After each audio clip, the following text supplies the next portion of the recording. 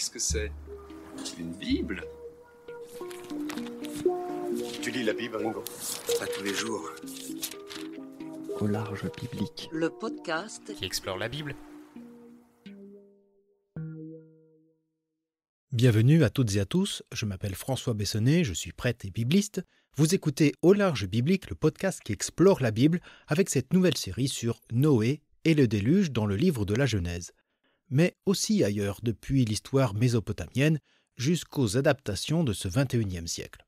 Alors certes, j'avais déjà entrepris et exploré en partie ce récit du déluge à l'occasion de 2 séries, La Bible et la mer et Les Vins de Dieu, et avec aussi l'épisode présentant le livre de la Genèse. Pour autant, le podcast n'avait pas encore exploré l'ensemble des chapitres concernant Noé, le déluge et l'Alliance. Et donc, après la création, Adam et Ève, puis Caïn, il était logique de poursuivre l'exploration du livre de la Genèse avec le récit complet de Noé, du déluge à l'Alliance.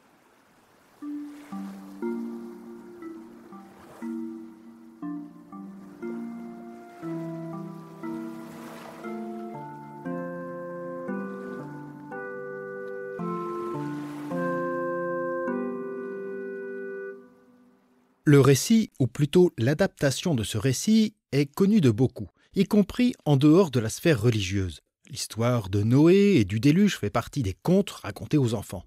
Un homme vient sauver la vie des animaux avant la venue d'un cataclysme en les rassemblant 2 par 2 au sein d'un drôle de navire construit de ses mains. Je m'aperçois en le disant que l'histoire comporte un côté bricolage do-it-yourself et un côté préservation de la nature, avec ce qui deviendra une réserve naturelle flottante. Effectivement, raconter ainsi Noé et le déluge est une histoire charmante, voire un peu naïve. En réalité, en dehors de ces adaptations pour enfants, le récit de Noé et du déluge comporte des éléments de violence extrême, celle de l'humanité entre elles, comme aussi celle de Dieu qui décide d'effacer sa création, excepté Noé, sa famille et les couples d'animaux. D'un autre point de vue, on pourrait y voir l'histoire de crimes enchaînés et d'une sanction qui ressemble à un génocide. De plus, le récit comporte des éléments de viol et d'inceste, donc nous sommes loin d'une gentille histoire pour enfants. Il s'agit davantage d'un texte qui justement interroge, et cela à plusieurs titres, historiques, littéraires et religieux. Questionnements auxquels nous allons essayer de répondre en partant à la recherche de l'arche de Noé et aux sources du récit.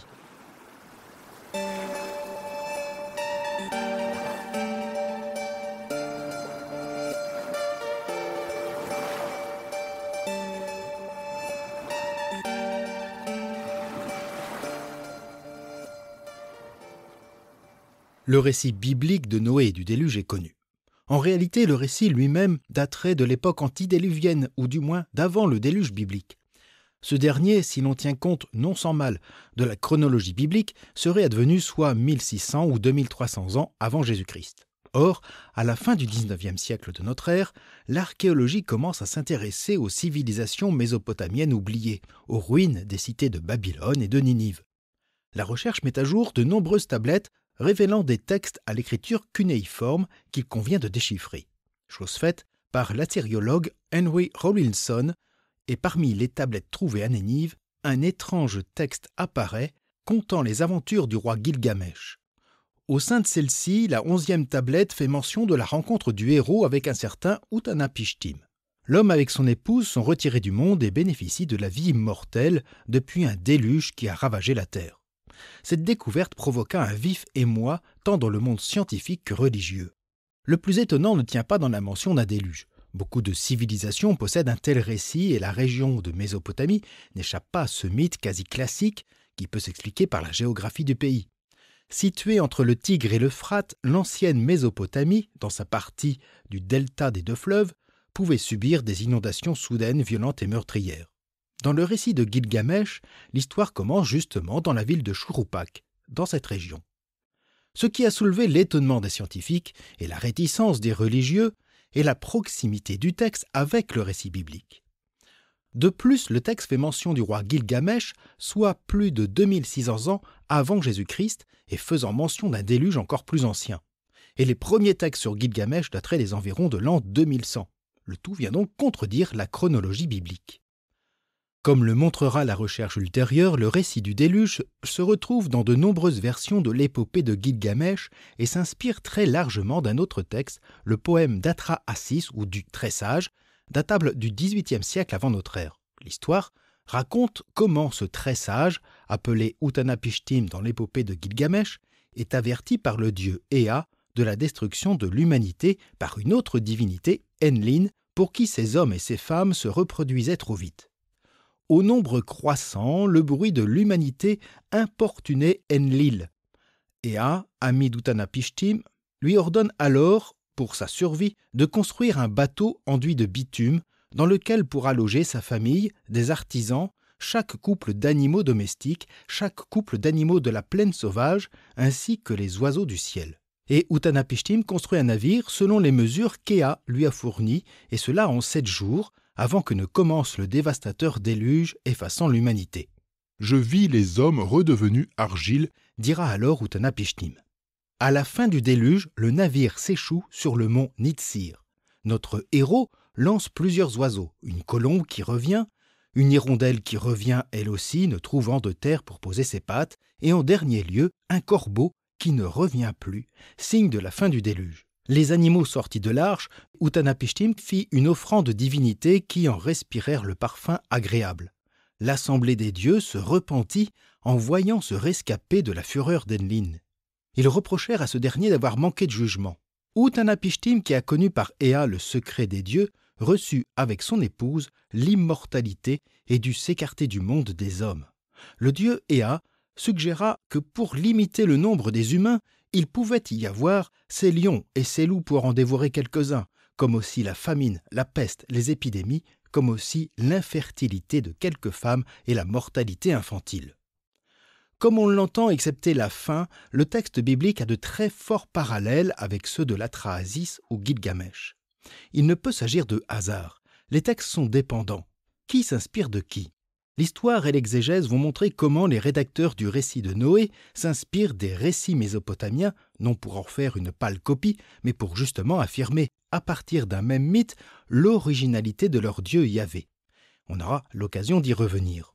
Il n'empêche que beaucoup, depuis le XIXe siècle, sont partis à la recherche de l'arche de Noé pour en prouver l'existence ou, plutôt, la préséance du texte biblique sur les mythes mésopotamiens, ou pour d'autres, pour en prouver l'inexistence.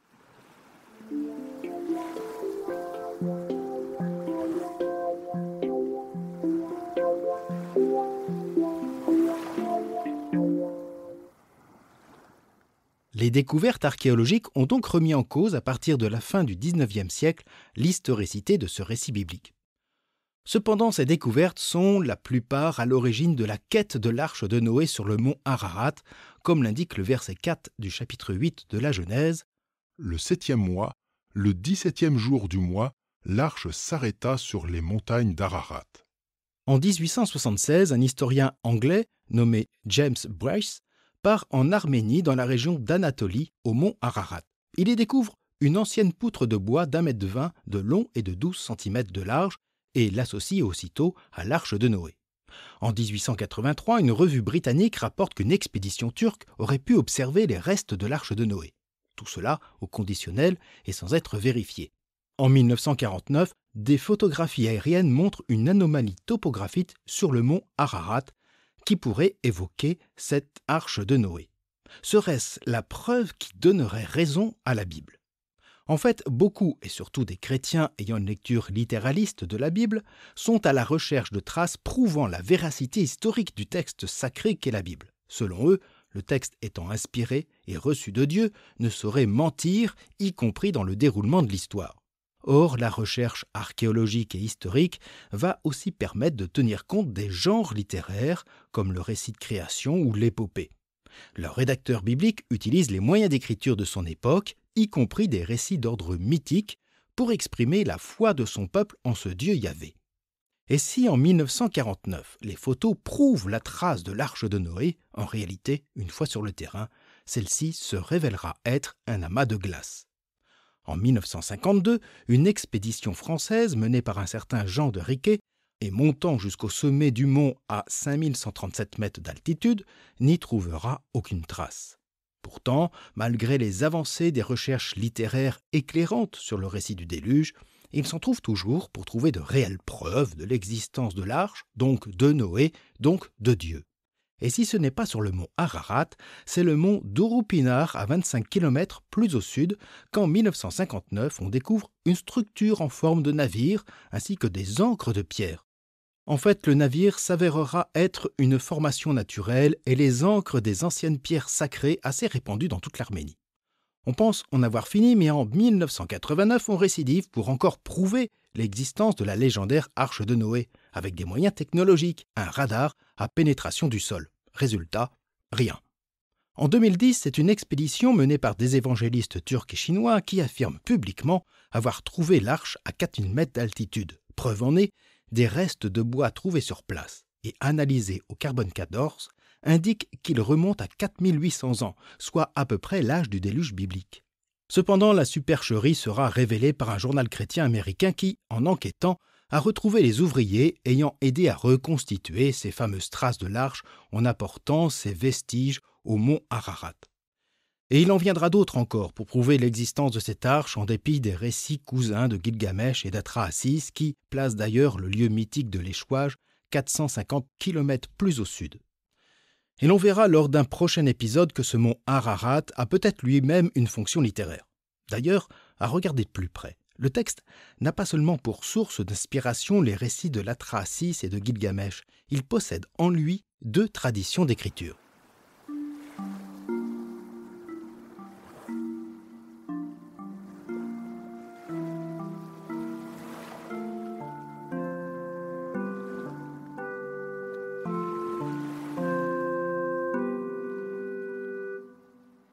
Même s'il fallait admettre, chose bien difficile, la préexistence du récit biblique sur les mythes mésopotamiens, il demeure que le texte de la Genèse est parfois difficile à suivre. S'il est inspiré par Dieu jusque dans l'exactitude historique, pourquoi alors le récit comporte-t-il quelques incohérences ? À la lecture, on remarque effectivement quelques doublons, et cela plusieurs fois. Par 2 fois, le texte rapporte la naissance des 3 fils de Noé à la fin du chapitre 5 de la Genèse et au verset 10 du chapitre 6. De même, les animaux entrent 2 fois dans l'arche. On peut mettre ces doublons dans la catégorie des répétitions d'autres poétiques ou rhétoriques, certes. Mais pour les animaux, tantôt il est question d'un couple de chaque bête, tantôt le récit distingue les 7 couples d'animaux purs et le couple des animaux impurs. Là encore, on pourrait dire qu'il s'agit de précision ou de simplification littéraire. En revanche, si l'on regarde de plus près le déroulement chronologique des événements, il y a de quoi être dérouté. À la lecture, on entend parfois que la montée des eaux dure 40 jours ou 150 jours. La chronologie est encore plus complexe lorsqu'il faut tenir compte du calendrier que le texte nous donne. Tout commence au 17e jour du 2e mois lorsque Noé est âgé de 600 ans et se termine le 2e jour du 2e mois de l'année suivante. Bref, le récit se déroule entre 101 jours au minimum et 554 jours si l'on additionne tous les chiffres, sachant que le calendrier nous donne une durée de 377 jours. Et je vous évite les autres solutions. Bref, difficile de s'y retrouver entre ces doublons et ces divergences internes. Ces incohérences du texte peuvent s'expliquer par la cohabitation de 2 traditions du même récit qui ont été réunies pour former un seul et même passage.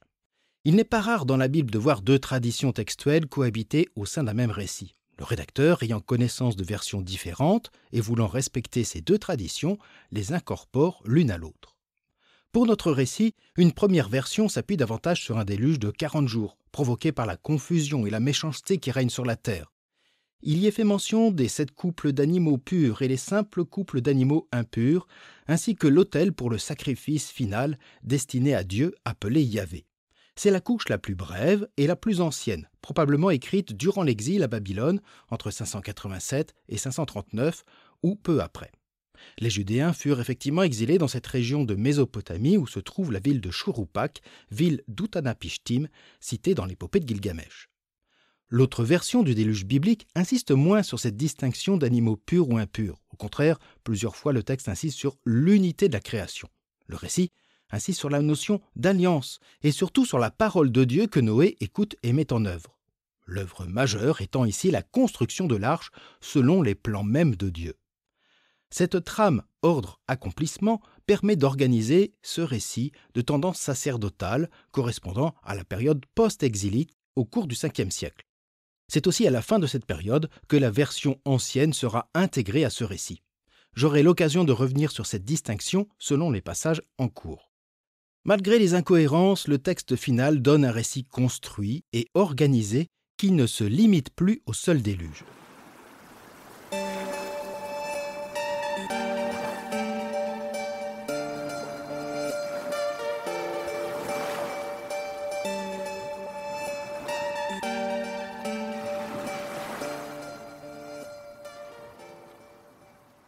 On ne retient des chapitres 6 à 9 de la Genèse que l'histoire de Noé et du déluge. Cependant, le récit est plus vaste. Il commence avec une généalogie et la naissance de Noé, fils de Lamech. Il se poursuit en dressant le contexte terrifiant d'une terre remplie de confusion avec un vocabulaire énigmatique. Fils de ou des dieux, s'unissant aux filles des hommes, sans compter ces tout aussi énigmatiques géants ou néphilim. De même, l'histoire de Noé ne se termine pas avec la fin du déluge, mais avec la vigne et la faute d'un de ses fils, Cham. Le récit est construit avec les parallélismes narratifs propres à la poétique biblique. Au monde de confusion et de violence de la première partie, répond à la fin du récit une vigne enivrante qui sera encore marquée par la faute. À l'ordre divin de construire une arche répondra l'édification d'un autel et la conclusion de l'alliance. Au centre, l'épisode du déluge et de la décrue, de l'entrée et de la sortie de l'arche. Le tout étant encadré par la naissance et la mort de Noé, tous deux associés à une généalogie. Je mettrai l'organisation du récit en note de cet épisode. En gros, nous avons 3 grandes parties dans ce texte, avec le déluge comme seconde partie centrale. La section post-diluvienne répond point par point à la première partie d'avant le déluge.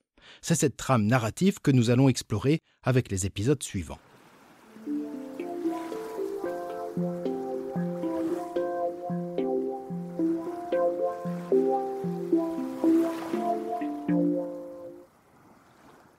Comme je le disais au début de cet épisode, le récit biblique du déluge est un passage qui peut et qui doit nous interroger.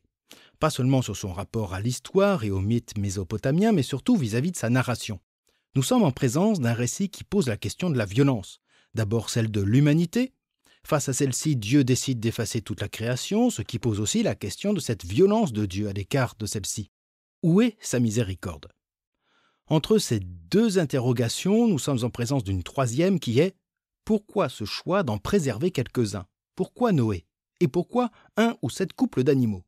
Comment le texte va-t-il répondre à nos questions ? Et les interrogations ne se limitent pas à celle-ci. Je pense au choix du mont Ararat, bien loin d'un mont Sion à Jérusalem, ou du Sinaï, ou de l'Horeb qui aurait été peut-être plus signifiant.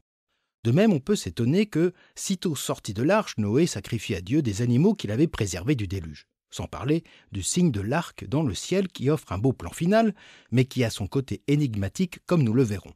Ah, j'oubliais, la dernière scène de Noé, ivre de vin, nu et trahi par l'un de ses fils, Cham. Comme on le voit, le récit infantile est loin de refléter ces chapitres 5 à 10 du livre de la Genèse.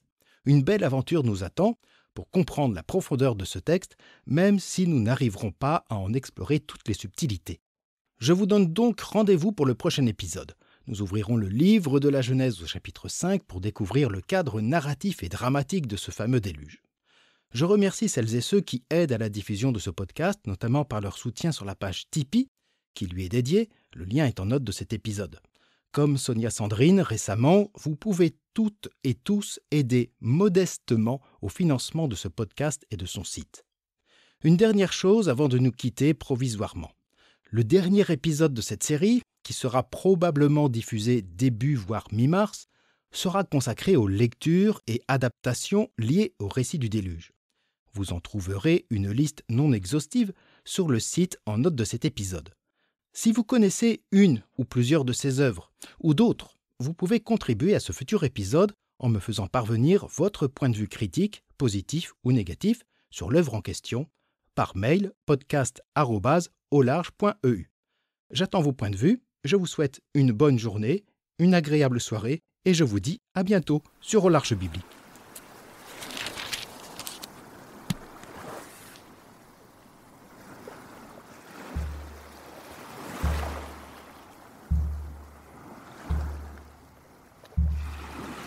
Au large biblique est un podcast créé et animé par François Bessonnet, prêtre et bibliste.